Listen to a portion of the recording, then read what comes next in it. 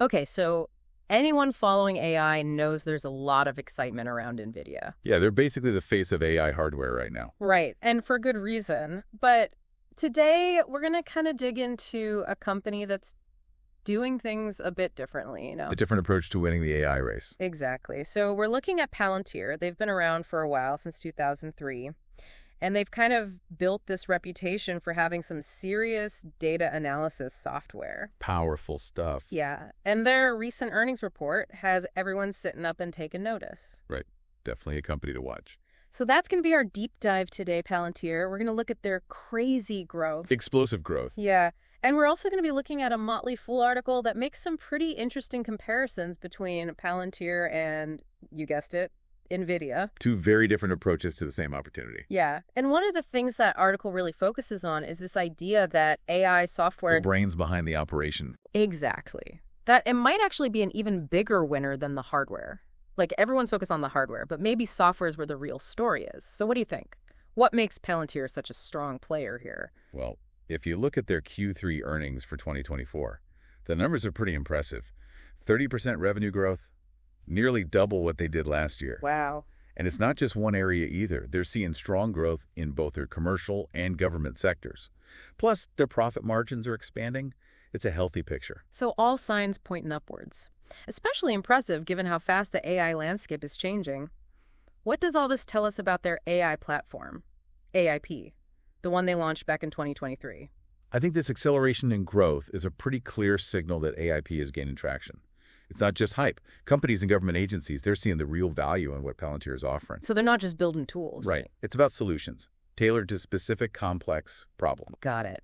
So this Motley Fool article we mentioned by Billy Duberstein, it brings up an interesting point, and I'm curious to get your take on it. He talks about the potential commoditization of large language models, LLMs.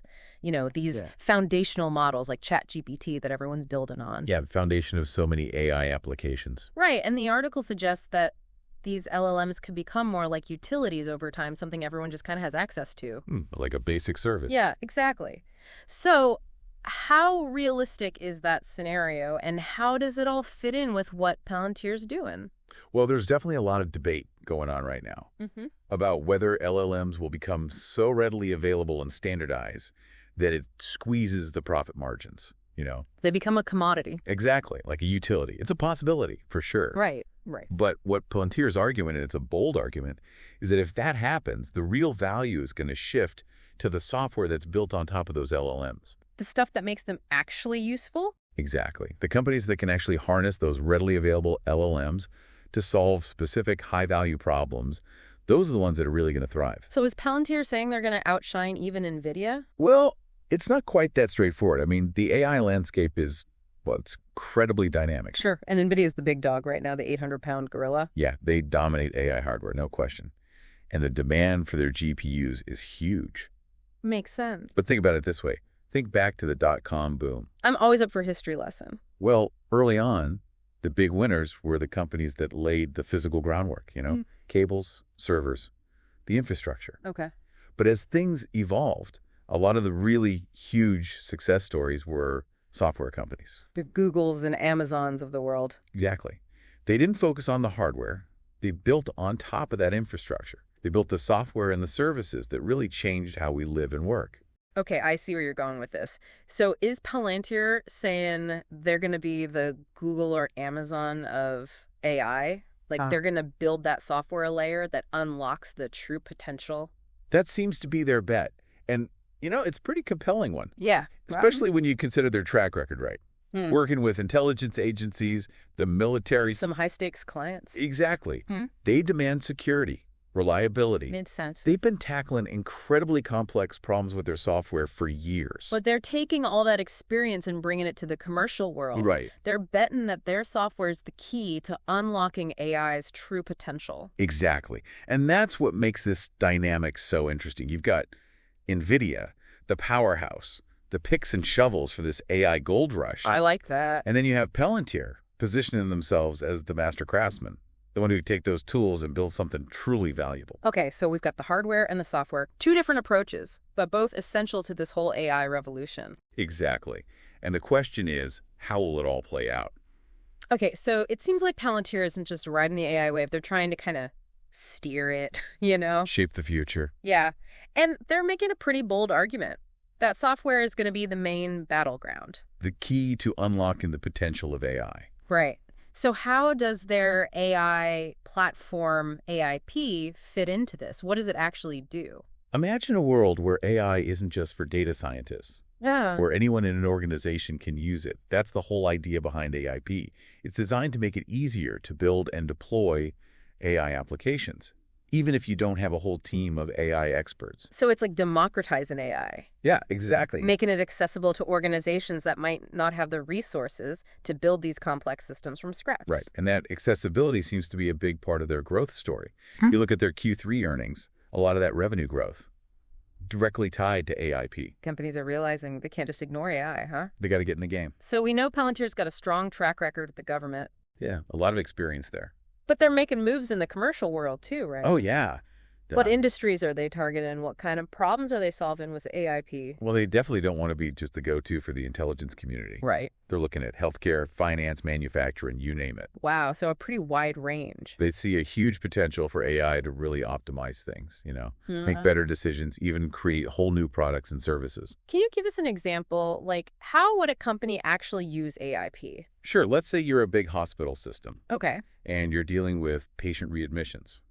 Big problem. Right. It affects patient care. It affects costs. Major issue. Palantir's AIP could help them build a model, analyzes patient data, identifies folks at high risk of readmission, alerts your staff so they can intervene early. So preventing those readmissions before they even happen. Exactly. And that's just one example. Okay, that makes sense. There are countless possibilities, really.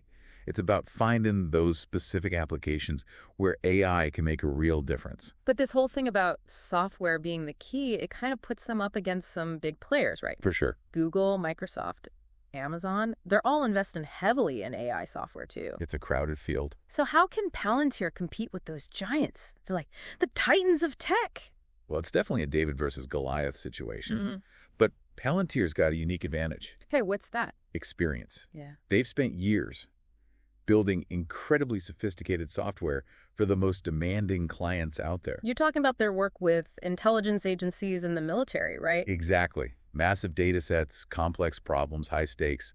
They've had to deal with it all. So they've had to make sure those systems are not just powerful, but reliable and secure, right? Absolutely. Explainable, too. That's a good point, especially with all the concerns about, data privacy, algorithmic bias. Oh, yeah. Huge issues these days. And transparency. Right. Palantir's well-positioned to address those concerns because of that experience in sensitive environments. So it's a really interesting contrast with NVIDIA. Like, they're the hardware powerhouse. The picks and shovels for the gold rush. But Palantir is saying, hey, we're the expert craftsmen. We're the ones who can take those tools and create something truly valuable.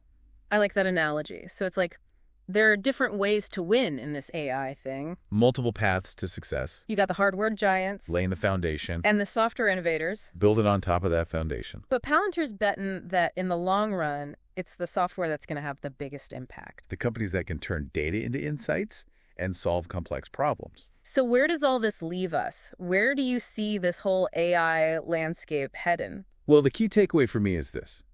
Pay attention to the companies that are actually delivering results. Not just talking about it. Right. Look beyond the hype. Mm-hmm. Are they solving real-world problems? Are customers actually using their stuff? Are they building systems that are not just powerful, but responsible, trustworthy? So look for companies that are demonstrating real value, not just making noise. Exactly. And don't be afraid to challenge your assumptions. This AI landscape is constantly changing. What works today might be gone tomorrow. Things move fast. The companies that will shape the future, they might be the ones we least expect. The quiet innovators like Palantir, who are steadily building their expertise and waiting for the right moment. Okay, so be ready for some surprises. Always. And that kind of brings us back to that question we were talking about earlier. If AI follows the same path as the .com era, who's going to be the Google or Amazon of AI? Could it be Palantir? Or are there even bigger surprises out there, companies we haven't even heard of yet? That's the million-dollar question, isn't it? Yeah. And the answer might surprise us all. It could be some company working in a garage somewhere, Or maybe it is a company like Palantir. They've been quietly building their expertise all this time. I like that. It's like anything is possible. It's an exciting time. We're really just at the beginning of this whole AI revolution. So much potential, so much to discover. Yeah, and so much to learn, right? Absolutely. That's what makes it so fascinating. The future of AI, it's being written right now. And it's up to all of us to stay informed, stay engaged, and stay open to the possibilities.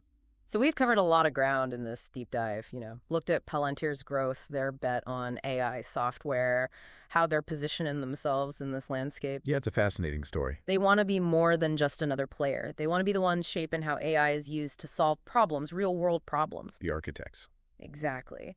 But what does it all mean for our listeners? Well, that's the big question, right? How do we make sense of all this? Whether you're an investor or business leader or just someone who wants to understand where things are heading. Yeah, how do we apply this? Palantir's story offers some valuable insights, I think. Okay, so let's break it down. What are the big takeaways? The first one. Remember that while the hardware is essential, it's the software that really unlocks the power of AI. Software turns data into insights, automates those complex tasks, creates new possibilities. It's like having a race car but not knowing how to drive. That's a great way to put it. So you need both, right? Absolutely.